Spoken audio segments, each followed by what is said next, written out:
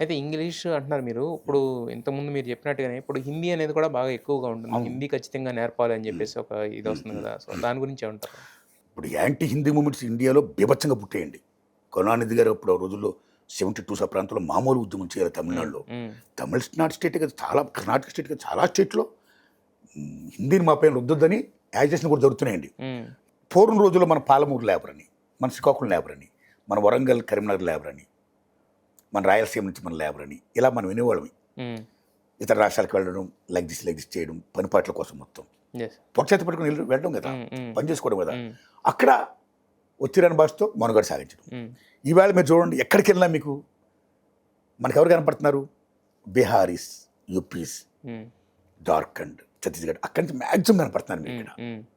బతుకుతెరువు కోసం వచ్చేస్తున్నాడు. అంటే ఇప్పుడేమైందంటే మెర్జ్ అయిపోయాం. అందరం కలిసిమెలిసి బతుకుతున్నామండి.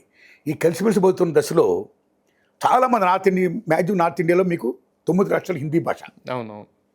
రైట్? అవును సార్. ఆ రకంగా మాక్సిమం హిందీ వోళ్ళు ఇక్కడికొస్తున్నారండి. హ్మ్. అటువంటి దశలో హిందీ నేర్చుకోవడం అవసరం ఉంది చూసారా? వాళ్ళకి మన భాష నేర్చుకోవడం, మనం వాళ్ళ భాష నేర్చుకోవడం అనేది ఇంపార్టెంట్. ఆ రకంగా నేర్చుకోవడం గానీ, హ్మ్. హిందీని రుద్దొద్దు మీరు. హ్మ్. ఆంధ్రప్రదేశ్ ఇంతకుముందు జగన్మోహన్ రెడ్డి గారు ఇంగ్లీష్‌ని మాక్సిమం ఆయన ప్రమోట్ చేసాడండి. హ్మ్. ప్రభుత్వ ఎడ్యుకేషన్ డిపార్ట్మెంట్‌లో. హ్మ్. అలాగే రాహుల్ గాంధీ గారు మాక్సిమం మీకు ఇంగ్లీష్ యొక్క ప్రాధాన్యత చెప్తున్నాడాయన. హ్మ్. సో, ఒకళ్ళో ఇద్దరు కాదండి. చాలామంది ఇంగ్లీష్ యొక్క ప్రాధాన్యత గుర్తిస్తున్నారు, గౌరవిస్తున్నారండి. ఆ రకంగా చేయమని నేను బీజేపీ గవర్నమెంట్ కూడా నేను విజ్ఞప్తి చేస్తున్నాను సార్. హ్మ్.